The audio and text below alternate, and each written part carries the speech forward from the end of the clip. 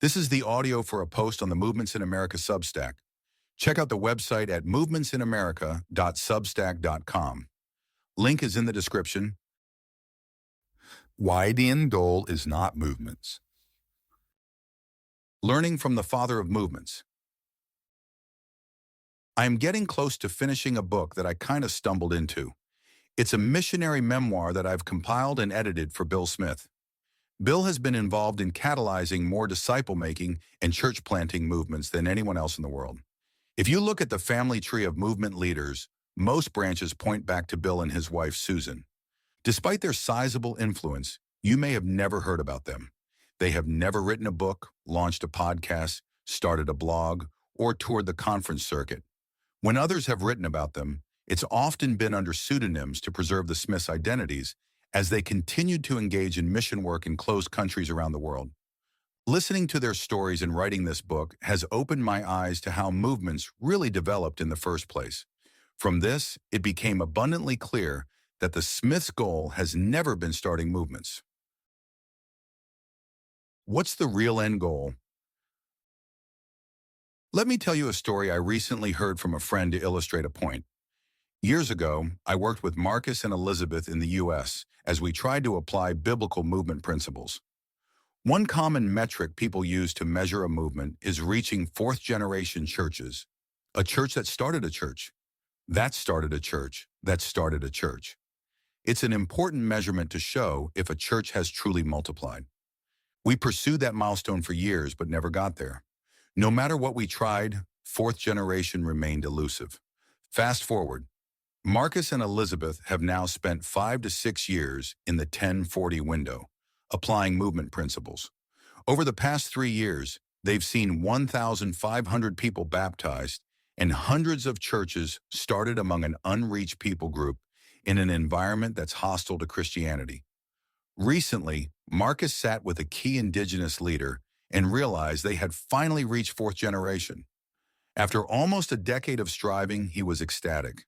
The leader didn't join with Marcus in his celebrations, but looked at him quizzically. The leader pointed at the map and showed all the regions and villages that still had no church and no Christian witness. The vast majority of this people group was still unsaved and had no one coming to tell them the gospel. Marcus realized that he had woefully missed the point. The goal for this leader was not multiplication or movements. It was to impact lostness. This is what I learned from Bill as well. Decades ago, the Smiths were burdened to reach the least reached and recognize the urgency of reaching millions of people who have no access to the gospel. As they wrestled with how to reach UPGs that numbered in the millions, they knew they needed to multiply according to principles that they read in the New Testament. As they and their teammates experimented with many different methods, they assessed the fruit and saw that certain practices led to massive numbers of people becoming disciples of Jesus. This always resulted in churches multiplying rapidly across a people group. These practices eventually became known as disciple-making movements and church-planting movements. But for Bill and Susan, the point was never the movement itself. It was always lost people coming to Christ. In short, movements are simply the most biblical, effective way they found to impact the millions of lost people in the world. Why does this matter? Focusing on the true end goal, impacting lostness while using movement principles has reshaped my approach in several ways. 1. I focus on biblical principles, not rigid methods. I started pursuing movements because they most closely align with New Testament patterns for church planting and disciple making. All I've ever wanted to do was follow the Bible. However, I have noticed that at times I have become rigid with certain practices and methods and have been unwilling to change. I have also seen this in many others as well. This is silver bullet thinking. Anyone who falls into this trap thinks formulaically, saying to themselves, if I just do X, I will achieve Y. Movements don't work that way. The most fruitful movement practitioners are willing to adapt and change practices to overcome barriers they face, engage different cultures, and ultimately reach more lost people. Bill had to be incredibly creative to reach millions of people across hundreds, if not thousands of different cultures. The practices always changed, but the biblical principles never did. 2. I've learned to celebrate different approaches, even if it doesn't adhere to how movements are supposed to work. Bill sent me a case study from a movement in West Africa that he helped catalyze. I was shocked when I was reading it.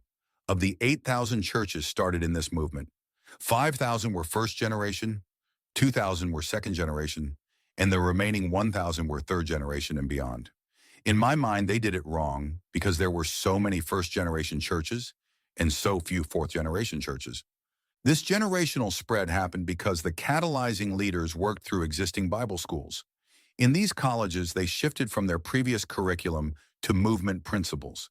This led to the thousands of churches planted and tens of thousands of new believers. At first I thought, training and sending leaders out of Bible colleges? That's not how movements are supposed to work. I could hear Bill say, tens of thousands of people came to Christ amongst an unreached people group. Who cares how many fourth-generation churches they started?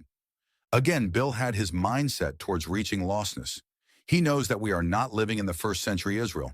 He knows that the biblical principles have to be adapted to our modern culture. He knows that there are many ways to do that. This has helped me to celebrate what others are doing to reach lost people in my city, even when it looks different than what I expect. I haven't compromised on pursuing movements. I have just had my eyes opened to all the different ways movements can happen. I recently listened to a podcast by Feeney featuring Chris, a movement practitioner in Chicago working among Venezuelan immigrants. Chris has seen multiplication begin to break out in surprising ways. He put it simply, this isn't how I expected a disciple-making movement to start, but it's what God is doing. It's a great picture of what I've been talking about. Go give it a listen. 3. I've become more collaborative. In the past, I only wanted to work with people laser-focused on movements. That narrowed my partnerships. But as I started celebrating what others were doing and shifted my goal towards reaching lostness, I have been able to collaborate with a wider array of Christians. Bill showed me another way. He leveraged relationships with professors, government officials, hospital workers, agricultural experts, even video gamers as part of a broader movement strategy. All those people played a role in getting to more multiplication. Just this year, I've started exploring how worship events, food outreaches, student ministries, and refugee work can all fit into a greater movement strategy in my city. Before writing this book, I would never have been creative or innovative enough to know how to work with these different ministries. I'm still learning how to team up with other Christian leaders, and I have not gotten as far as I want to, but I believe that a movement in my city will come from a multi-church, multi-ministry, multi-network collaboration. This level of creativity has been very fun for me and stretched me as a strategist and leader. A few questions for you. Do you rigidly adhere to tools and methods, or do you use them to live out biblical principles in your context? Are you willing to adapt for the sake of reaching more lost people, or do you just run the play? What truly drives you? The burden of lostness or the dream of starting a movement? Reflect on these. Because here's the paradox. If your end goal is to reach lost people, you might just start a movement. If your end goal is to start a movement, you may never see what you're striving for. Be on the lookout for the memoir of Bill Smith. It should be coming out later this year. Thanks for listening. Be sure to pick up my book, Movements in America, on Amazon and Audible if you want to learn more about how God is multiplying disciples in churches around the United States. The link is in the description.